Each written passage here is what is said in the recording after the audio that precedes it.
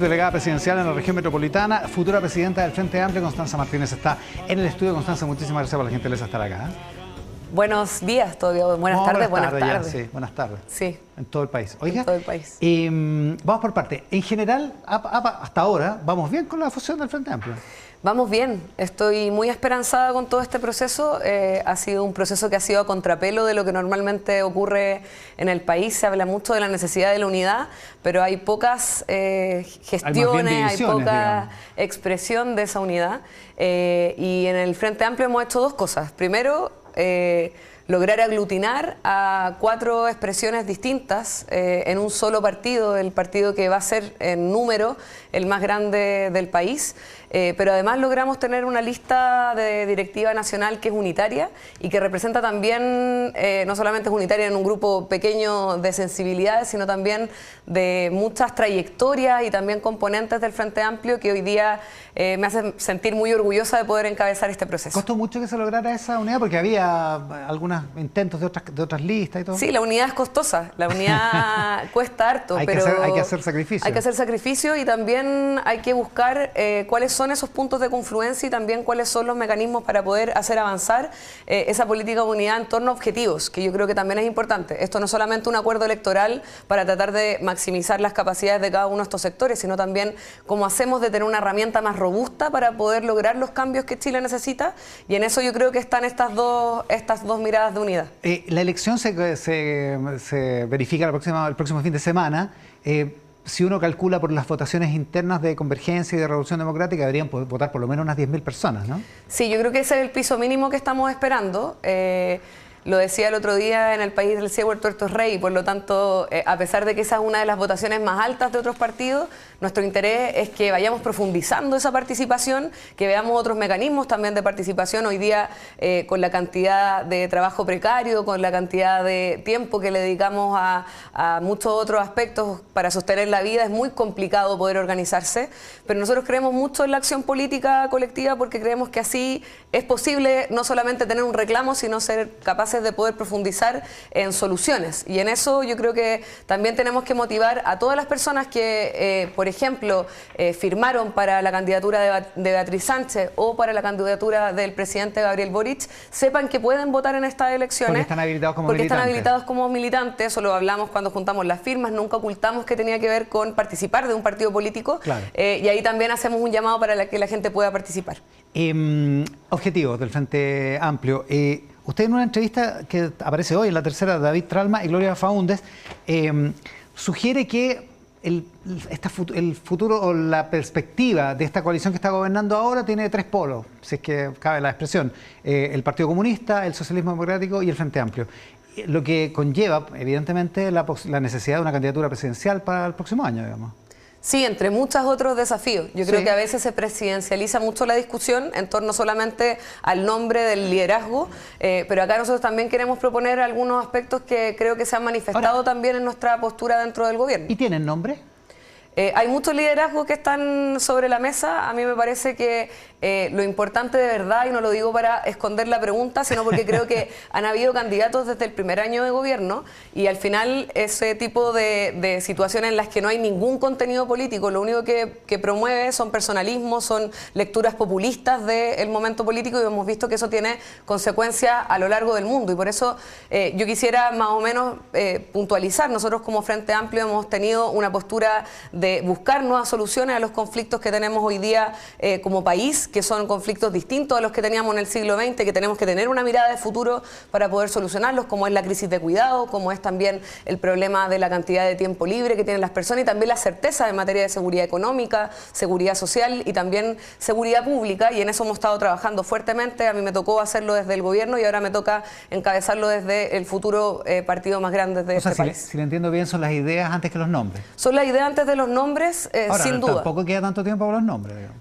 Tampoco, pero creo que es importante hacerlo. ¿Usted tiene confianza en que hay elenco? Sí, hay elenco sin duda. ¿Sí? Sí. Ya. ¿Es Catalina Pérez?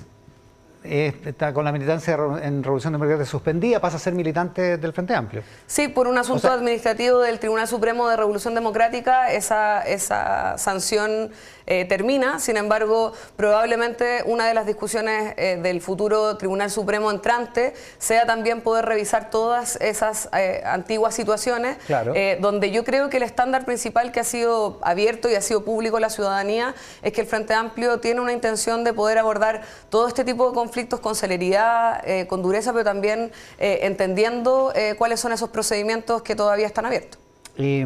La polémica de los peces sintientes, una mala polémica para el Frente Amplio. Sí, una mala polémica, porque creo que en este caso nosotros tenemos una corrupta ley de pesca que fue quizás uno de los factores de mayor desapego de las personas a la política, porque se demostró con hechos concretos de que un grupo económico tiene incluso más poder que el Congreso, que se pueden determinar leyes a través del poder económico que tienen unos pocos, y por eso la corrupción es algo a este nivel tan importante de combatir, y en eso yo creo que esta indicación, que yo creo que no es homologable a eso, pero que es una indicación que se hace en una instancia tan importante como el gobierno, o sea, como el Congreso, es una indicación que no contribuye a que el debate se centre en cómo tenemos una mejor ley de pesca, y de hecho el diputado Ibáñez, que también es parte de esa comisión, votó en contra de esa indicación. ¿Cuál es el problema? ¿Es el contenido que habla del sufrimiento moral de los peces y de los moluscos, o el problema es el copy-paste? Yo creo que el problema principal es el que menciono. Hay una ley que es corrupta, que afectó la democracia en nuestro país, sí, que no, afectó la institucionalidad. El problema principal de este episodio. Pero por eso, y creo que lo que hace es que cambia el foco, por ejemplo, de preocuparnos de los pescadores artesanales que se encuentran muchas veces en la indefensión total, sin poder llegar a fin de mes, y creo que hace que nos demoremos una semana completa en hablar de una indicación en vez de hablar de la totalidad del problema grave de la ley de pesca. No era pertinente. No era pertinente. El timing no es correcto para presentar algo como eso. Sí, tal cual. O sea, no tiene nada que hacer esto en la ley de pesca, por decirlo así. Ahora, ¿el copy-paste qué le parece? Creo que es bien distinto, y por eso digo que cuando se hace como una homologación entre el copy-paste que hace una gran empresa a una indicación que se realiza en otro contexto, me parece que es homologar peras con manzanas. Sí, no es lo mismo. No, yo creo que no es lo mismo. Porque eso implica que hay grupos de interés distintos, que hay unos grupos de interés mejores que otros, digamos. No, porque es lo una mismo, ONG es un grupo de interés, no, porque es lo mismo que hablamos, por ejemplo, respecto al derecho laboral.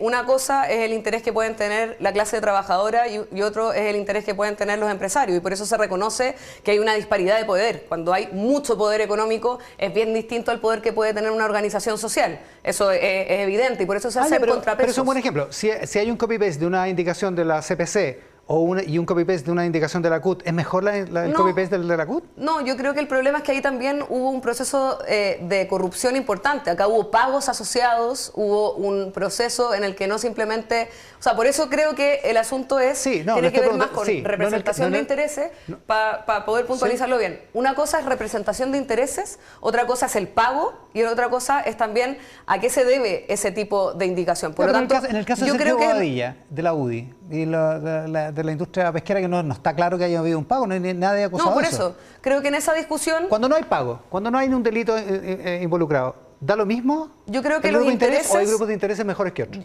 Es que no son grupos de intereses mejores que otros. Es decir, que en este país, con el nivel de concentración de la riqueza, con el nivel de desigualdad que existe en nuestro país, no podemos considerar que un grupo económico, que son 7 familias de empresas multimillonarias, tiene el mismo poder que una ONG que no tiene el mismo poder que esa empresa. Yo creo que eso es una diferencia que nosotros sí ponemos sobre la mesa para discutir sobre nuestra democracia. Ya, por eso, los grupos de interés que tienen más poder son más malos que los grupos de interés que tienen menos poder. Es que no, porque la premisa dice grupos de interés como si no hubiese un apellido. Pero una ONG no es un grupo de interés.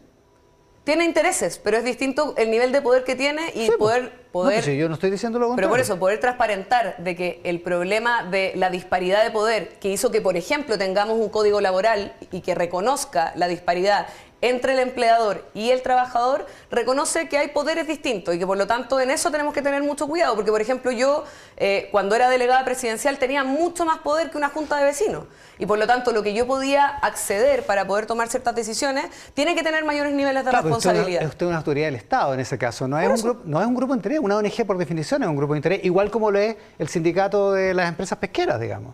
Pero la yo lo que asociación estoy gremial tratando que de tenga. plantear es que acá hubo una ley corrupta de pesca, donde hubo pagos, donde hubo un nivel de Sí, pero yo le estoy poniendo de el otro ejemplo, horadar. no con los pagos. Entonces solo estoy yendo al principio. ¿Cuál es el principio? Que hay grupos de interés mejores que otros. O que a usted le gustan más, digamos. Podemos acordar que disentimos en esa forma de plantear la pregunta. Pero si no se trata de disentir conmigo, si se trata de que conteste la pregunta nomás. No, sí, creo que ya la contesté en profundidad. Oiga, a propósito de esto, salió una carta, me parece que Pablo Longueira en el Mercurio, también Mañalich, el exministro de Salud, que decían al Frente Amplio le interesan más los peces sintientes y su sufrimiento moral y mental que el sufrimiento que puede tener un feto humano. Por eso mismo planteé al comienzo de manera muy tajante que me parece que esta indicación no contribuye en nada, porque en el fondo lo que plantea, por ejemplo, para mí en la discusión de la ley de pesca tiene que ver con, por ejemplo, la pesca de arrastre y lo que implica en todo el fondo marino y lo que implica en nuestro sistema. Y por eso se tiende a prohibir, de hecho. Y también por eso también lo que más me preocupa son los pescadores artesanales. Y en eso Ya, hay yo una... no le pregunté eso. No, pero por eso yo creo que... O sea, digo, ¿qué responde usted cuando le dicen, ¿sabe qué? El Frente Amplio le preocupa más los moluscos, los locos, los peces, que un feto Es humano? Totalmente falso. Nosotros ¿Sí? lo que nos importa son los derechos reproductivos de las mujeres. Lo que hemos planteado es que... ¿El feto lo que es un nos ser referenda... sintiente? Voy a contestar la pregunta, pero también quiero contestarla no en los términos que ellos proponen, sino también en los términos que nosotros defendemos, porque me parece que a veces se reduce la discusión de los derechos sexuales y reproductivos solamente a ese aspecto. Acá hay mujeres pobres que no tienen acceso a derechos reproductivos y mueren muchas veces en abortos clandestinos, y el aborto existe. Lo que nosotros planteamos es que ante una realidad tenemos que ser capaces de resolver ese problema. O sea, de forma de poder... es una premisa falaz. Sí, yo creo que es una premisa falaz y que además que ya hemos demostrado a través de, por ejemplo, el voto, ni siquiera una declaración, el voto del diputado Ibáñez en contra de esa declaración, que no es un principio que representa al Frente Amplio. En el caso de los peces, no, si lo estoy preguntando, si el feto humano es un ser sintiente, ¿en su opinión? ¿Que no? O sea, hay un montón de cualidades que nosotros hemos propuesto en el debate, que son que hay ciertas semanas de gestación, que hay una discusión respecto a que eso tenga dignidad y que tenga también preocupación porque hay un proyecto de vida, pero lo que sí hemos planteado es que ahí hay derechos sexuales y reproductivos que tienen que ser defendidos, que tienen preeminencia, y que tienen preeminencia porque también las mujeres hemos estado sometidas permanentemente a una discriminación respecto a nuestra capacidad de poder decidir sobre nuestra vida, básicamente. Otra lectura que se hizo a propósito, yo no quiero molestarla más con los peces sintientes, sí, yo sé que es un tema incómodo, pero también se hizo una lectura de que era como volver al lenguaje de la Convención, que de alguna manera reivindicaba el lenguaje de la primera Convención Constitucional. Y por eso mismo he planteado reiteradas ocasiones en esta misma instancia y en otras entrevistas que me parece que eso no contribuye, porque de hecho se nos ha planteado muchas veces de que como colectividad tenemos una propensión a estas luchas identitarias, y yo creo todo lo contrario, y en esto quiero defender a la postura que ha tenido el Frente Amplio. Nosotros hemos logrado visibilizar un tema que es quizás el problema más grave respecto a lo que viene en el siglo XXI, que es la crisis de cuidado.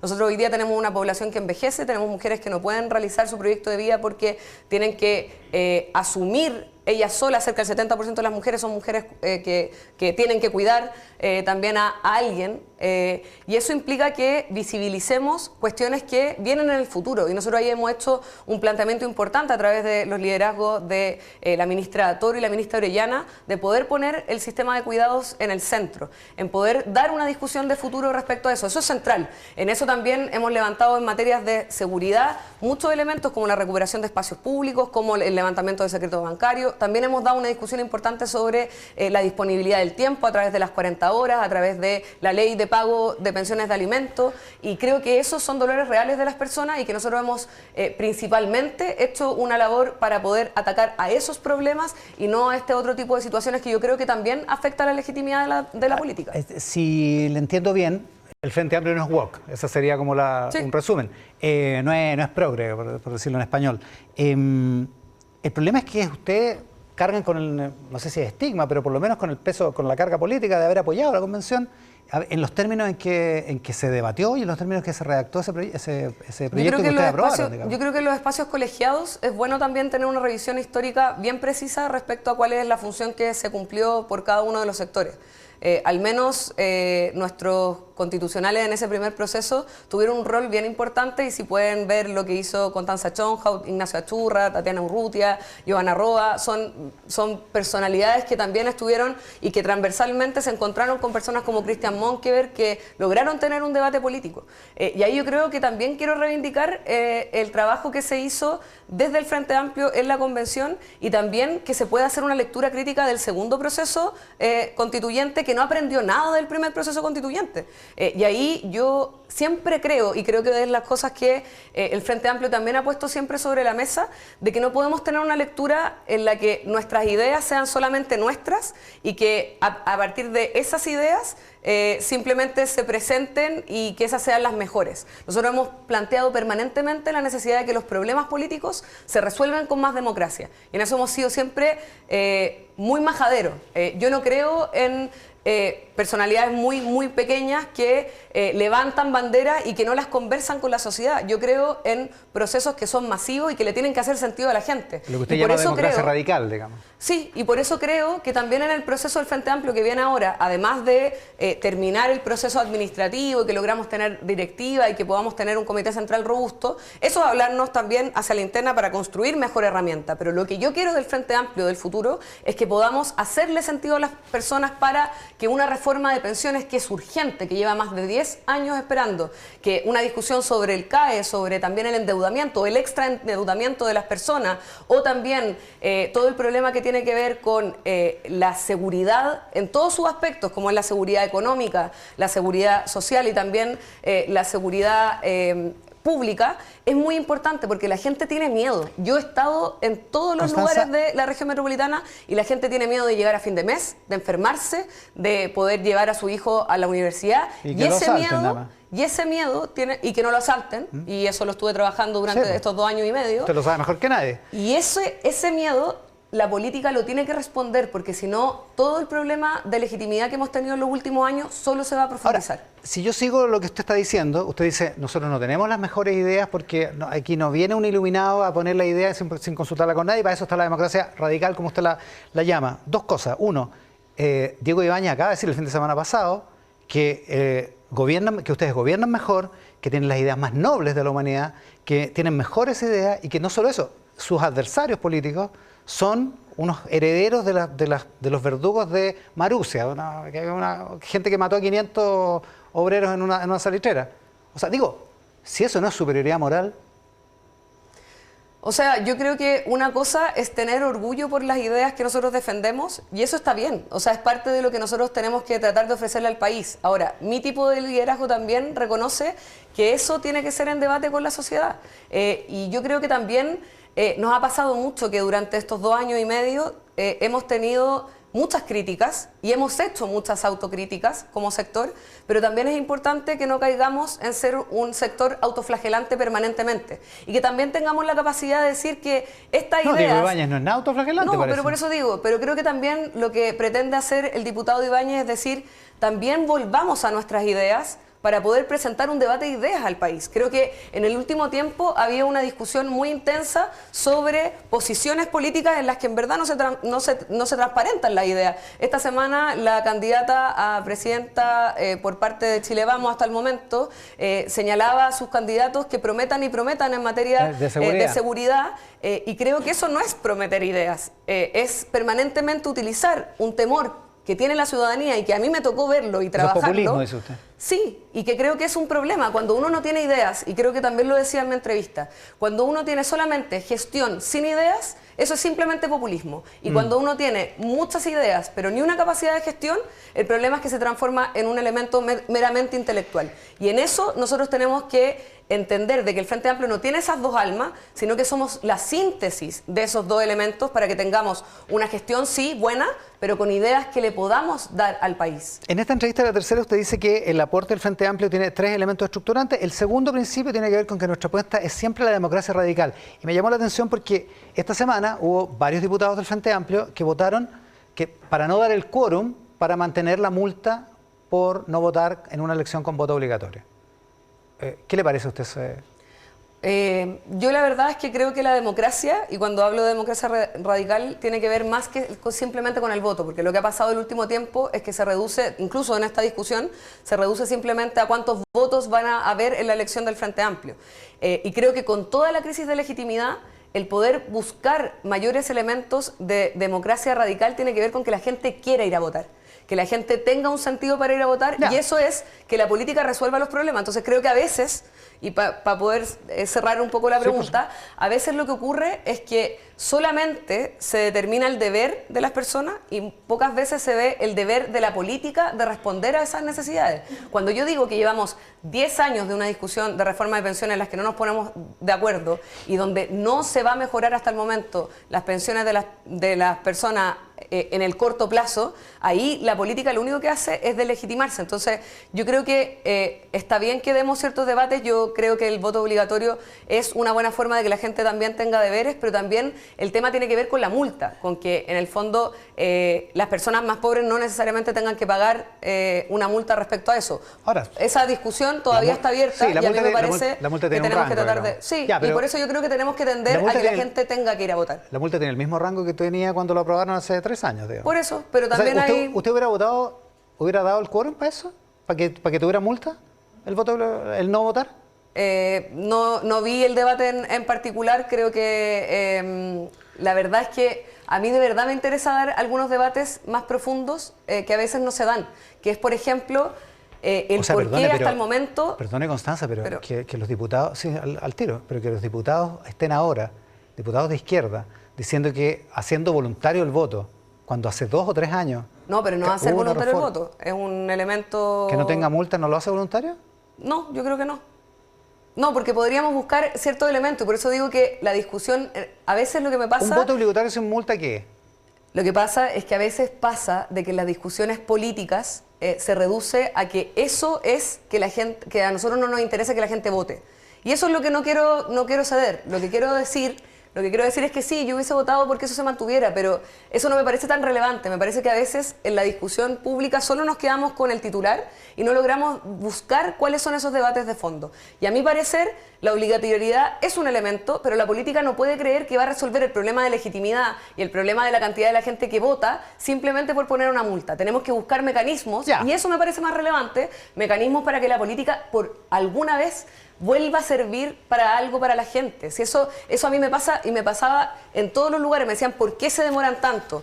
¿Por qué me cuesta tanto llegar a fin de mes? ¿Por qué llevo tanto tiempo esperando para que mi abuela se pueda operar de la vesícula? Son esos problemas reales que le duelen a la gente, que tienen que movilizarnos como política, más que una discusión que a veces se termina escindiendo demasiado de la sociedad. Una última cosa, el candidato independiente para la alcaldía de Viña del Mar, Iván Paduje, da una entrevista hoy día a Lilian Olivares en El Mercurio, y dice: la generación gobernante es mimada, incompetente, victimista. Todos se victimizan. La alcaldesa acaba de dar una entrevista, se refiere a la alcaldesa Ripamonti, donde lo primero que dice es: ha sido muy duro para mí, una cosa insólita, un incendio con 137 fallecidos, 24.000 personas damnificadas, y dice que ha sido muy duro para ella.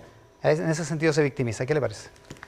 O sea, creo que ese tipo de liderazgo donde la intención es simplemente atacar al adversario con ese tipo de epítetos, me parece que no contribuyen en nada a la política. Creo que la alcaldesa Ripamonti ha hecho una gestión muy importante después de un nefasto gobierno de derecha que dejó desfalcada totalmente la municipalidad, y yo creo que con liderazgos sensibles que puedan comentar, por ejemplo, lo difícil que ha sido, y al mismo tiempo ser muy empática. Yo creo que todo el mundo ha visto cuánto ha trabajado la alcaldesa Ripamonti para poder abordar esa emergencia con sensibilidad, que me parece bien, y ojalá nos acostumbremos a tener políticos más sensibles al dolor de las personas y que tengan esa urgencia para poder trabajar, y que dejemos este tipo de declaraciones que no ayudan en nada a la convivencia democrática. Constanza, muchísimas gracias por la gentileza de estar acá. Gracias. Buena entrevista. Constanza Martínez. Buena respuesta también. Gracias. Oye, Constanza Martínez, la próxima presidenta del Frente Amplio, esta mañana aquí en Mesa Central.